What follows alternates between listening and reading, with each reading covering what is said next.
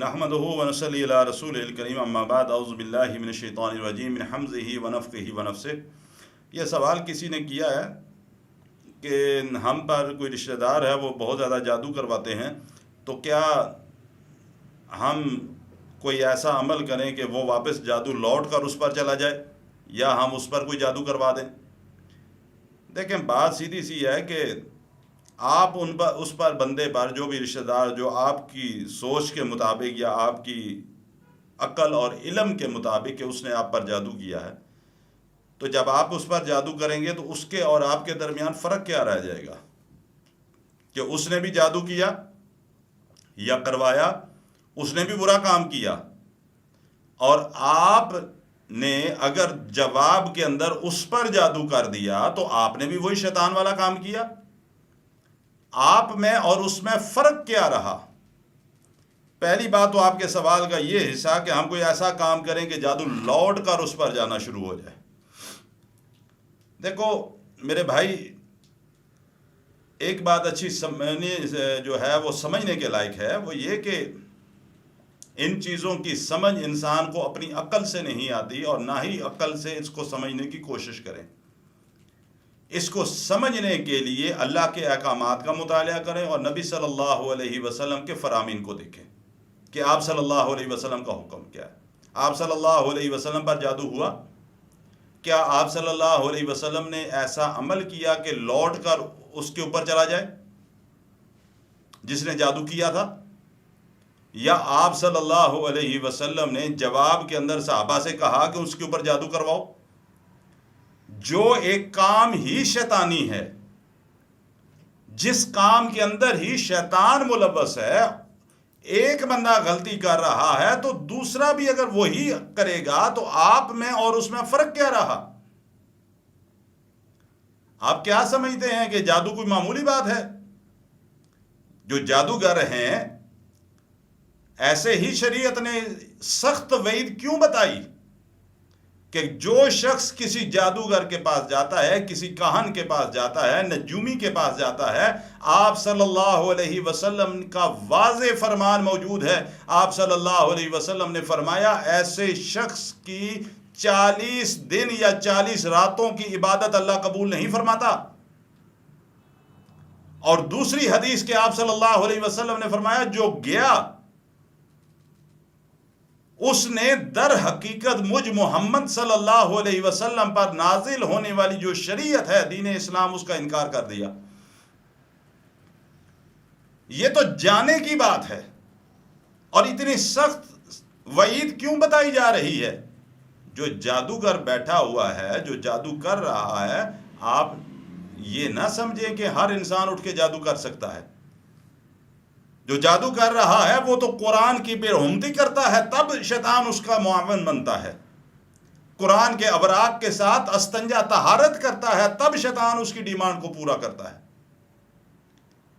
محرم رشتوں کی پامالی کرتا ہے، اپنی بیٹی کے ساتھ، اپنی ماں کے ساتھ بدفعلی کرتا ہے، بہن کے ساتھ زنا کرتا ہے، اس کے بعد پھر شیاطین اس کے ساتھ جو ہیں اس کے معاون بنتے۔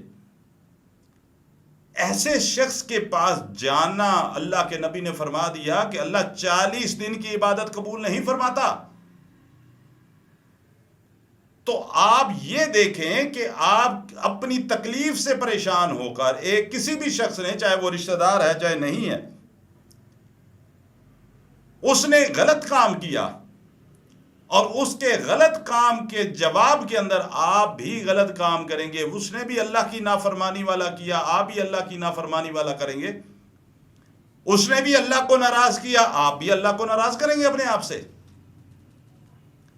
اللہ سے بڑا منتقم کوئی نہیں، بدلہ لینے والا کوئی نہیں۔ ذرا صبر کر جائیں، معاملہ اللہ پہ چھوڑنا سیکھیں۔ اللہ کی طرف سے بعض اوقات سرکشوں اور نافرمانوں کو ڈھیل دی جاتی ہے، اور جس وقت اللہ کی ذات ان کو پکڑنے پہ آ جائے تو پھر ان بطش ربک لشدید، ان کی پکڑ پھر بہت ہی سخت ہے۔ لہذا پہلی بات تو یہ کہ جادو اگر کسی نے کیا ہے تو جواب میں ہرگز جادو نہ کریں، نہیں تو جس طرح وہ گناہگار اور اللہ کا نافرمان ہے، آپ بھی اسی طرح کے گناہگار بھی ہوں گے اور اللہ کے نافرمان بھی ہوں گے۔ کیونکہ جادو کرنے والا، جادو کروانے والا اسلام سے خارج ہو جاتا ہے۔ اور اللہ کے رسول صلی اللہ علیہ وسلم کا واضح فرمان موجود ہے کہ 7 ہلاک کر دینے والی چیزوں سے اپنے آپ کو بچا کر رکھو۔ پہلی شرک ہے تو دوسرے نمبر کے اوپر جادو ہے، تیسرے نمبر پر سود ہے۔ اور ان چیزوں سے ہلاک کرنے سے کیا مراد ہے کہ اگر انسان یہ کام کرے گا تو تباہ ہو کے رہ جائے گا۔ شرک جب کرتا ہے اس کے زندگی کے سارے اعمال ضائع ہو جاتے ہیں، برباد ہو جاتے ہیں۔ اسی طرح جب وہ جادو کرے یا کروائے، اس کا دین اسلام سے کوئی تعلق نہیں رہتا، اسلام سے خارج ہو جاتا ہے۔ اور ذرا سوچئے اس بات کو کہ اگر اللہ نہ خواستہ ہم توبہ کیے بغیر مر گئے تو ہمارا خاتمہ کس پر ہوگا، کس دین پر ہوگا؟ اللہ کے رسول کا تو واضح فرمان ہے کہ تم نے انکار کر دیا مجھ پر نازل ہونے والے دین سے، تو جب انکار کر دیا اور اللہ نہ خواستہ ساتھ ہی موت واقع ہوگی تو خاتمہ کس طرح ہوگا ہمارا؟ دنیا بھی گئی، آخرت بھی برباد ہو گئی۔ دنیا میں بھی تکلیفیں، مصیبتیں، پریشانیاں، اور آخرت میں بھی اللہ کی ناراضگی، اور بالآخر اللہ کی طرف سے سزا کے طور پر جہنم۔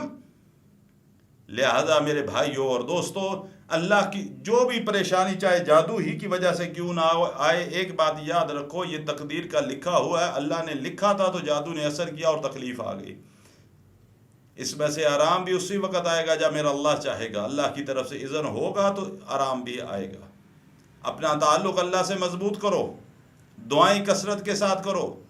وَاسْتَعِینُوا بِالصَّبْرِ وَالصَّلَاةِ، اللہ کی مدد ہمیشہ صبر سے آتی ہے اور نماز سے آتی ہے۔ نماز کا سہارا لو، پابندی کے ساتھ 5 وقت کی نماز ادا کرو، اور ساتھ ساتھ صبر کرتے رہو، اللہ سے دعائیں کرو۔ اللہ تعالیٰ انشاءاللہ ان تکلیفوں اور مصیبتوں سے ضرور نجات عطا فرما دے گا۔ اللہ تعالیٰ ہمیں صبر بھی عطا فرمائے، گھروں میں سکون بھی عطا فرمائے، اور اللہ تعالیٰ ہمارا اپنے ساتھ جو تعلق ہے اس کو مضبوط بنانے کی اللہ تعالیٰ ہمیں توفیق بھی عطا فرمائے۔